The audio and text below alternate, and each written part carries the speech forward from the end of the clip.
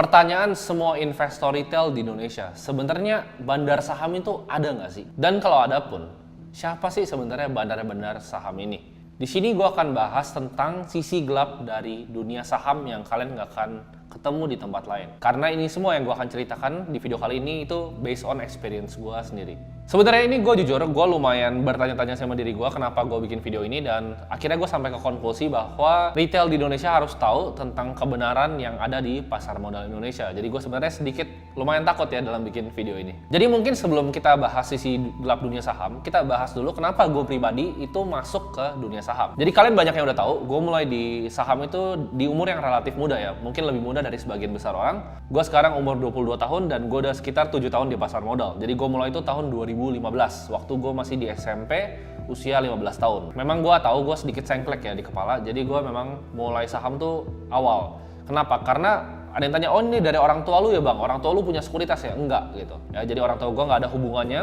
Bahkan gue waktu itu sempat dimarahin karena waktu itu gue sempat bolos sekolah untuk trading. Jadi orang tua gue bilang, ini lu ngapain sih di depan layar? Ini kan cuma angka-angka judi, buat apa sih sebenarnya lu ngelakuin hal-hal ini? Gue waktu itu awalnya baca buku, jadi gue baca buku tentang orang-orang sukses. Di situ ada Bill Gates ya kan, ada Enzo Ferrari, ada juga Warren Buffett. Dan Warren Buffett ini yang paling mengambil ibaratnya attention gue atau perhatian gue. Kenapa? Karena dia bisa dengan investasi di saham jadi super kaya. Jadi gue coba dong, oke, gue cari-cari tuh dari Google, gue cari apa sih itu saham. Jadi oh saham tuh kepemilikan perusahaan. Gue belajarin semuanya, semua hal tuh gue pelajarin dari technical analysis ya, fundamental analysis, apapun tentang saham gue kulik. Kalau kalian tanya mungkin buku tentang saham yang gue udah baca, lu mau sebut misalnya Peter Lynch, Warren Buffett, buku tentang Warren Buffett sendiri aja ada 50 biji kali gue baca. Dari The Warren Buffett Way, Snowball, semua itu gue udah pernah baca. Sampai akhirnya gue ketemu salah satu buku yang waktu itu orang bilang agak sulit dibaca, yaitu The Intelligent Investor. Nah di situ gue belajar tuh, oh ternyata Mr. Market tuh bekerjanya seperti ini. Oh ternyata saham itu bisa dievaluasi ya, ternyata ada harga intrinsiknya. Jadi selama gue dari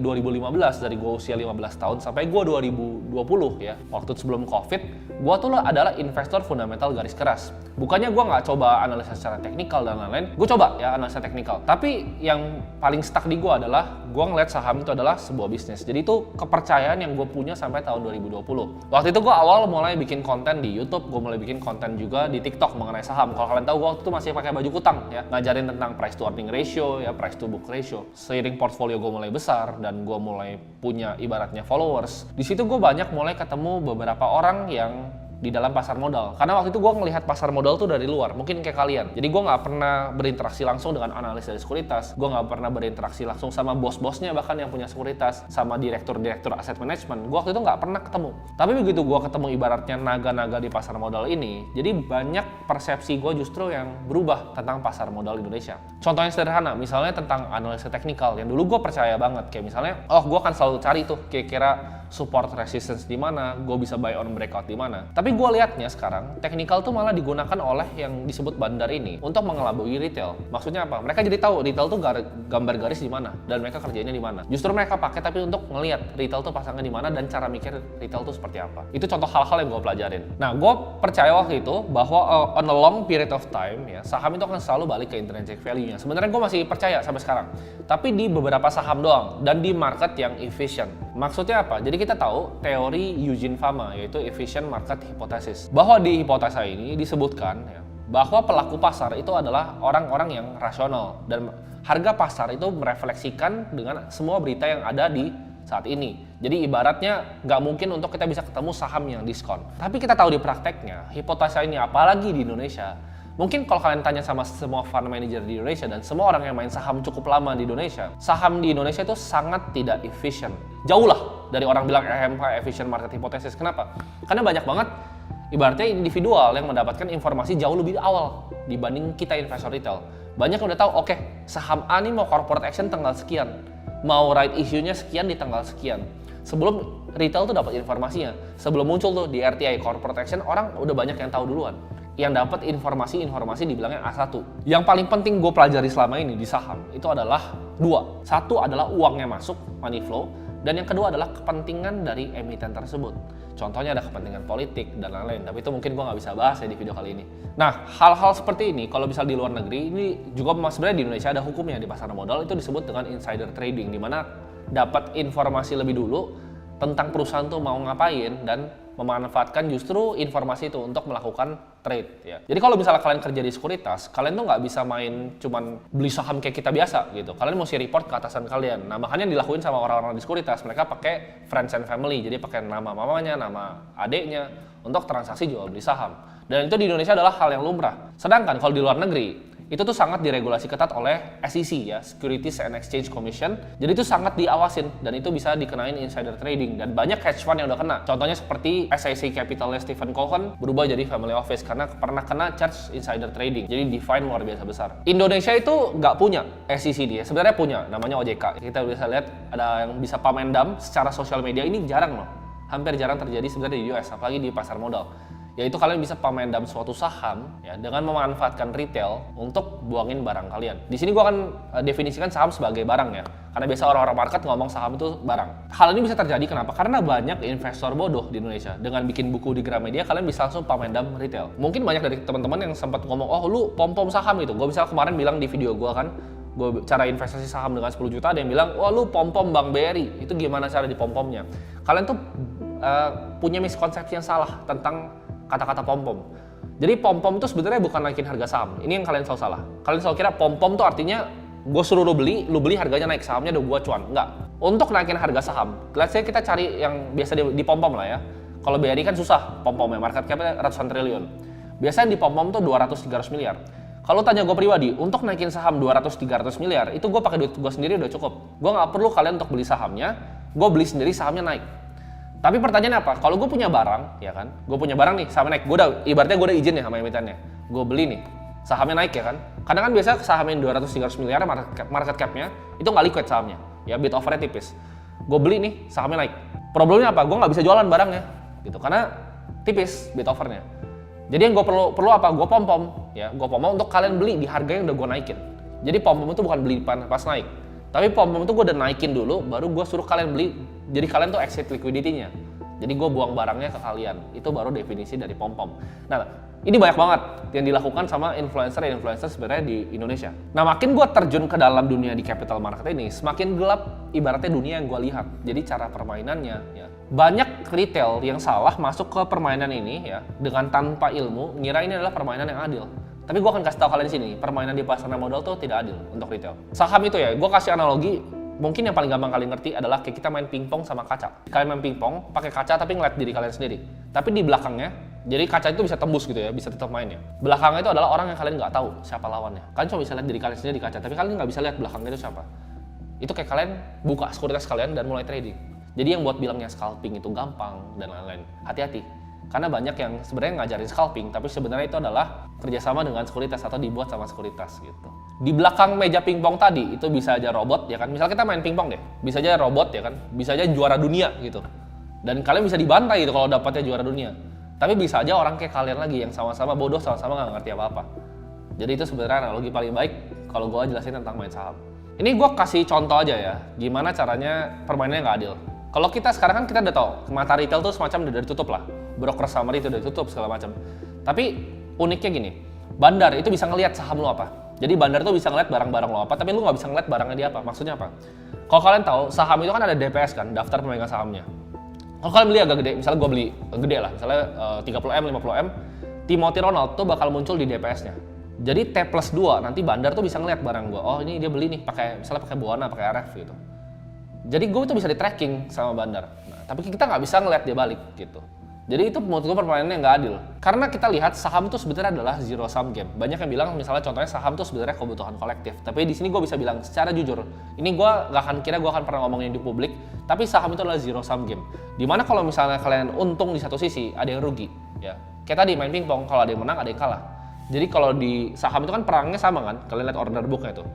Setiap kalian mengambil keuntungan, sahamnya naik 20%, pasti ada yang beli di harga yang kalian beli, dan nanti pas sahamnya turun, dia rugi. Jadi it's always a zero sum game. Entah kita ngambil uangnya dari orang lain. Nah ini banyak banget nih yang menciptakan ilmu-ilmu yang menurut gua unik gitu. Contohnya ada yang pakai ilmu bandarmologi ya kan. Ada yang coba untuk men-tracking, misalnya ini bandarnya siapa, dengan melihat misalnya, oh ini Credit Suisse foreign nih, bandar nih, asing nih gitu kan.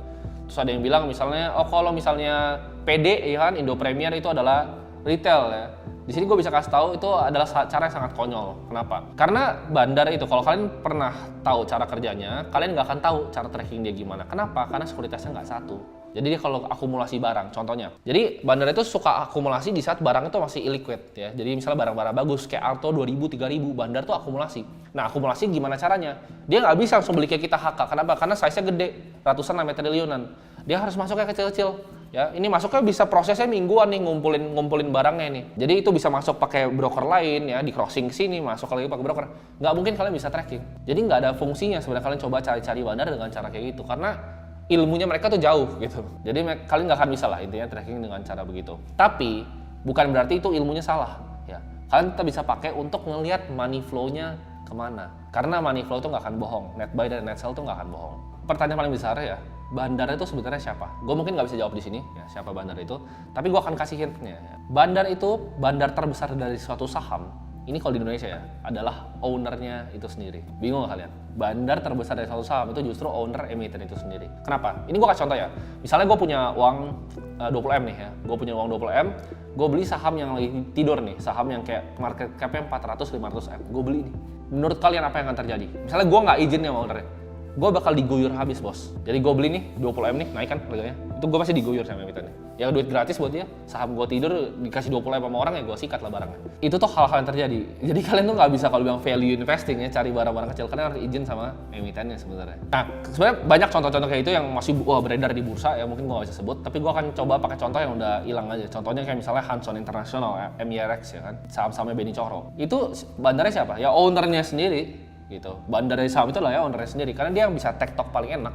Tapi kenapa pertanyaannya owner bisa main sahamnya sendiri? Kan itu insider trading. Ini Indonesia balik lagi ya kan. Bisa pakai KTP orang, beli KTP orang 300.000 dapat gitu kan. Kalian mau bayar nomini setahun paling 2 juta gitu. Udah bisa dapat banyak kan akun-akun buka sekuritas A, B, C kan mau di KI, RF buka kan, YP semua bisa buka semua. Jadi hal kayak itu tuh gampang di Indonesia. Gimana caranya sistem kerja bandar? Jadi sistem kerja bandar itu gue akan bagi menjadi 2. Yang paling gampang adalah satu bandar yang ngerampok sama bandar yang pintar untuk maintain harga. Nah, bandar yang ngerampok ini gimana ciri-cirinya? Sahamnya naikin tinggi ya itu udah sekali dam beres. Ya itu gampang, itu nggak usah penjelasan. Yang kedua adalah gini, gue kasih contoh. Misalnya sahamnya dia beli di harga 700. Saham itu naik sampai 2.600. Itu dia dapat spread margin kan di situ. Pas dari harga 2.600 dia jualin tuh barangnya. Itu dapat marginnya. Sahamnya turun lagi misalnya ke 1000, let's say ke 1000 lah, sahamnya turun ke 1000. Biasanya kalau bandar yang pamendam udah dia selesai, gue udah cuan gede. Nah tapi bandar yang pintar yang maintain harganya, dia akan masuk di harga 1000, pakai spread harga yang tadi. Jadi udah cuannya dipakai untuk masukin ke sahamnya lagi.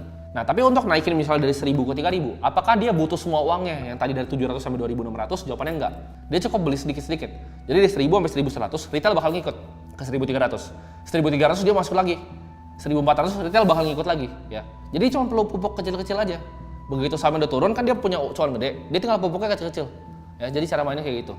Nah, itu bisa bikin harga sahamnya rata gitu dan ngikutin fundamentalnya. Karena begitu dia overprice bandarnya jualan. Ya kan pas dia di bawah dia akumulasi. Jadi dia ranging belinya tuh jauh.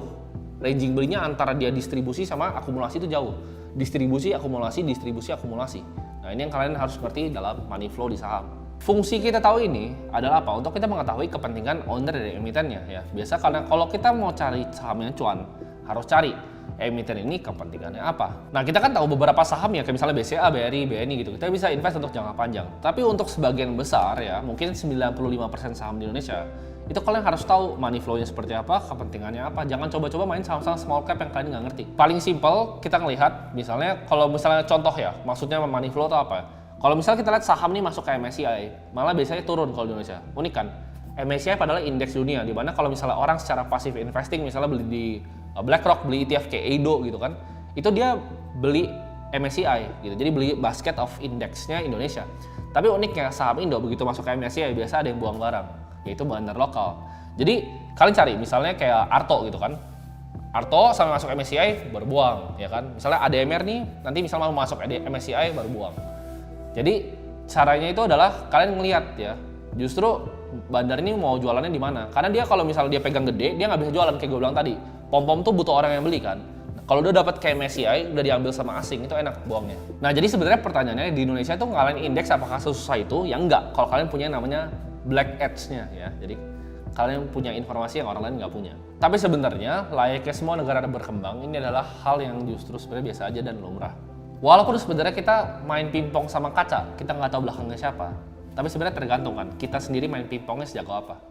Jadi sebenarnya bisa menang. Mau kalian lawan bandar, kalian lawan retail kayak kalian, tergantung seberapa jago kita main pingpongnya dan ilmu kita sejauh apa.